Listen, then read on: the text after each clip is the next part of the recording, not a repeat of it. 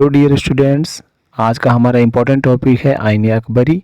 आईने Akbari is the extra ordinary and unique document. और ये हमारे आज टॉपिक का नाम है, हमारे चैप्टर का नाम है पीजेंट्स, ज़मींदार एंड द स्टेट। चलिए इस वीडियो को शुरू करते हैं। बच्चों, अभी तक आप आईने अकबरी के बारे में पढ़ चुके हैं कि इसको जो है अबुल फजल, जो कि कोर्ट हिस्टोरियन थे अकबर के, उन्होंने लिखा पर्शियन लैंग्वेज यानी फ़ारसी भाषा में। 5 भागों में बटी हुई है ये पूरी आईने अकबरी, फर्स्ट टू फिफ्थ 5। और हर भाग को कहा जाता है दफ्तर, every part is called as the daftar. So अब जो है हमको ये देखना है कि ये आईने अकबरी जो है अपने आप में एक्स्ट्रा ऑर्डिनरी और यूनिक डॉक्यूमेंट है। एक्स्ट्रा ऑर्डिनरी और यूनिक यानी अनोखा दस्तावेज है, असामान्य दस्तावेज है। इस पर हम डिस्कस करेंगे। चलिए शुरू करते हैं। बच्चों, अपनी सीमाओं के बावजूद आईने अकबरी अपने समय के लिए एक असामान्य दस्तावेज है और अनोखा दस्तावेज है। जैसे कि आपने पिछले टॉपिक में पढ़ा होगा कि आईने अकबरी में कुछ गलतियां भी हैं, जिससे कहीं पर कैलकुलेशन में मिस्टेक्स हैं, कई ज़्यादा वहाँ पर है ना, कई जगह डाटा जो है प्रॉपरली इक्वल नहीं दिया गया है। लेकिन यहाँ पर आपके सामने क्वेश्चन बोर्ड में आ सकता है कि बताइए कि आईने अकबरी अपने समय के लिए एक असामान्य दस्तावेज है और अनोखा दस्तावेज है। तो जितना मैंने अंडरलाइन कर दिया है, ये 3 मार्क्स का कम से कम आपके लिए बोर्ड एग्जामिनेशन का क्वेश्चन है। वाई डिड द आईने Akbari is extra ordinary and the unique document. तो इसका आंसर भी है आगे, है ना। असामान्य का मतलब एक्स्ट्रा ऑर्डिनरी, अल्टीमेट, जो बिल्कुल मतलब जिसे कहते हैं ना सिंपल ना हो जो। और डॉक्यूमेंट, एक किताब ऐसी है जो अनोखी है बिल्कुल। अब क्यों अनोखी है वो आगे आप देखेंगे। देखिए, मुगल साम्राज्य के गठन और उसकी संरचना को मंत्रमुग्ध करने वाली झलकियां दिखाकर और उसके बासिंदों और उत्पादों के बारे में सांख्यिकीय आंकड़े देकर अबुल फजल मध्यकालीन इतिहासकारों की अब तक प्रचलित परंपराओं से कहीं आगे निकल गए, और वह निश्चित तौर पर एक बहुत बड़ी उपलब्धि थी। ध्यान दीजिएगा कि जिस दौर में अबुल फजल जी रहे थे, ये बात लगभग आपको 1598 की, अगर मैं पीरियड की बात करूँ, ये वाला पीरियड है, तो ये पीरियड है मिडाइवल पीरियड। मिडाइवल का मतलब मध्यकालीन समय चल रहा है। अब मध्यकाल में जब यहाँ पर जो हमारे ये अबुल फजल हैं, जो एक अपनी अच्छी बुक और फेमस बुक लिखते हैं अकबरनामा, और जिसका एक इम्पॉर्टेंट पार्ट है आईने अकबरी, तो उन्होंने उसमें मुगल साम्राज्य के पूरे गठन के बारे में, यानी उसके फॉर्मेशन के बारे में, एडमिनिस्ट्रेटिव डिवीज़न के बारे में, आर्मी के बारे में, कोर्ट के बारे में लिखा है। उसकी संरचना, संरचना का मतलब होता है कि मुगल एम्पायर कैसे काम करता था, कितने प्रांत मुगल साम्राज्य में थे, मनसबदारी व्यवस्था, नौकरशाही व्यवस्था, सब कुछ लिखा है उन्होंने, है ना। तो कुल मिलाकर मंत्र मुग्ध कर दिया उन्होंने, इतनी जानकारियां देकर, इतनी झलकियां दिखाकर अबुल फजल ने। ठीक, उसके बाशिंदे, बाशिंदे वाले लोग और मुगल साम्राज्य की जनता के बारे में भी काफ़ी जानकारी अकबरनामा यानी कि आईने अकबरी में दे रखी है। ठीक है, उत्पादों के बारे में, जितने भी उत्पाद थे, फसलें हो गए, फसलों के प्रकार हो गए, और उन फसलों में कितना टैक्स लगाया जा रहा है, सब जानकारी सांख्यिकीय आंकड़े, स्टैटिस्टिकल डाटा, स्टैटिस्टिकल जो हमारे आंकड़े हैं, सांख्यिकीय आंकड़े मतलब बाकायदा आंकड़े देकर अबुल फजल ने अपनी पुस्तक में जो इतना कुछ दिया है, उसने मध्यकालीन इतिहासकारों को अब तक प्रचलित परंपराओं से कहीं वो आगे निकल गए। ठीक, और ये उपलब्धि थी।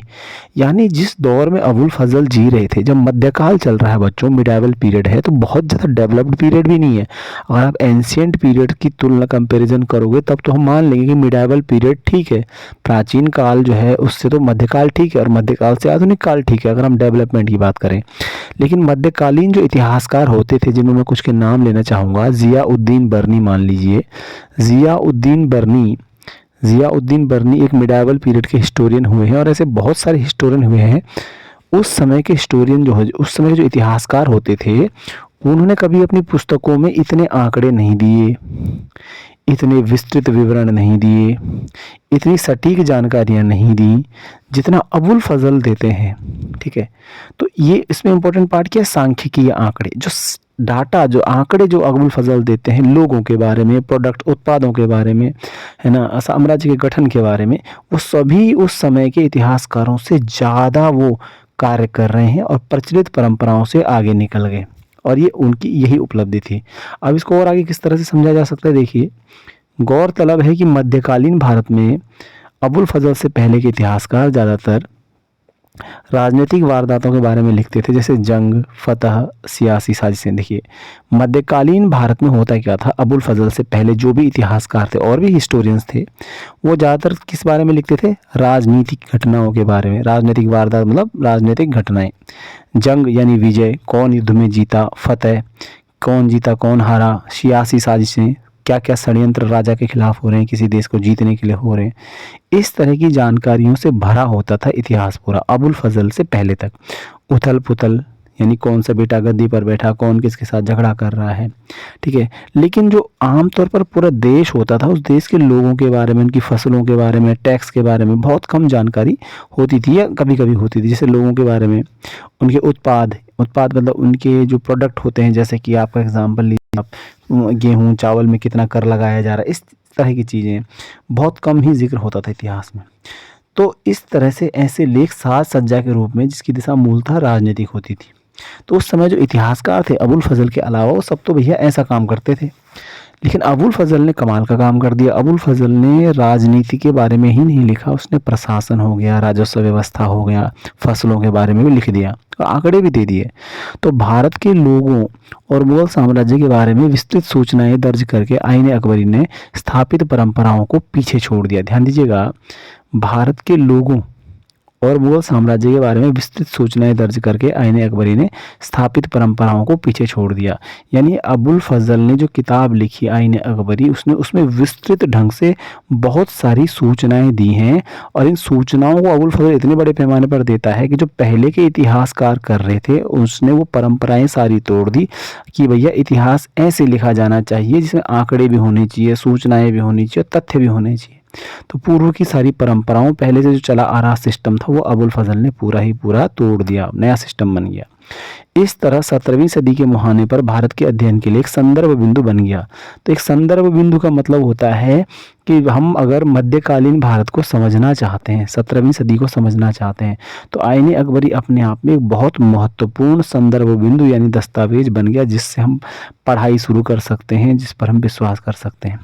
जहाँ तक कृषि संबंधों का सवाल है, अगर हम एग्रीकल्चरल हिस्ट्री की बात करें ग्रामीण समाज के, तो आईने अकबरी के सांख्यिकीय सबूतों की अहमियत चुनौतियों के परे है। अगर आप आईने अकबरी के बारे में उंगली उठाना चाह रहे हो, तो आप इन चीज़ों पर कम से कम उंगली नहीं उठा सकते। किस पे? कृषि संबंधी आंकड़े। कृषि संबंधी आंकड़े जो आईने अकबरी में अबुल फजल ने दिए हैं, इतना महान इतिहासकार है जिसने इतनी डाटा, इतना इन्फॉर्मेशन दे दिया कि आप उसको नकार नहीं सकते हो, क्योंकि इतनी जानकारी उस ज़माने में देना बहुत बड़ी बात थी, ठीक है। तो कृषि संबंधों में आईने अकबरी के सांख्यिकीय सबूत, अहमियत चुनौतियों के परे, आप चैलेंज भी नहीं कर सकते उस जमाने।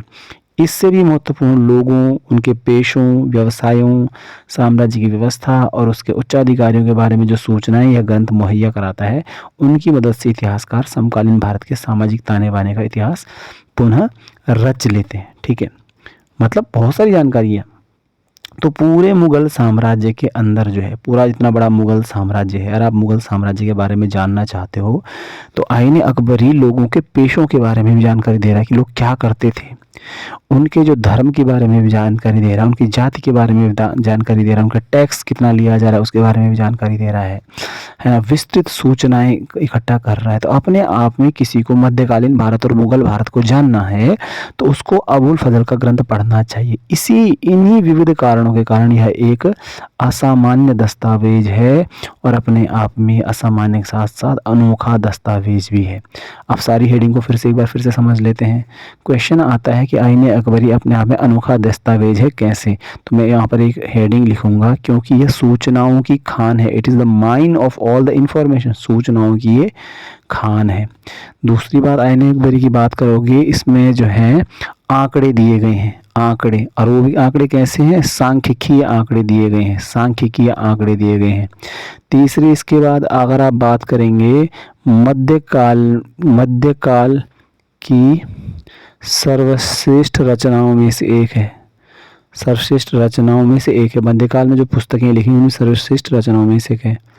अगला लिखेंगे कृषि समाज को समझने का महत्वपूर्ण स्रोत। कृषि समाज को समझने का महत्वपूर्ण स्रोत है। इतनी जानकारी आईने अकबरी हमको देता है। तो आप इस तरह से एनसीईआरटी की अगर आप पॉइंट लेंगे तो समझ जाएंगे। तो इस तरीके से शायद आप समझ चुके होंगे कि आईने अकबरी एक अनोखा दस्तावेज है और असामान्य दस्तावेज है, क्योंकि उस समय के इतिहासकारों की तुलना में अबुल फजल विस्तृत जानकारी देता है, पर्याप्त जानकारी देता है, और सांख्यिकीय आंकड़ों का भी प्रयोग करता है। कृषि संबंधी आंकड़ों में भी बाकायदा वो अच्छे आंकड़े देता है। इस तरह से इसको करना है, ठीक है।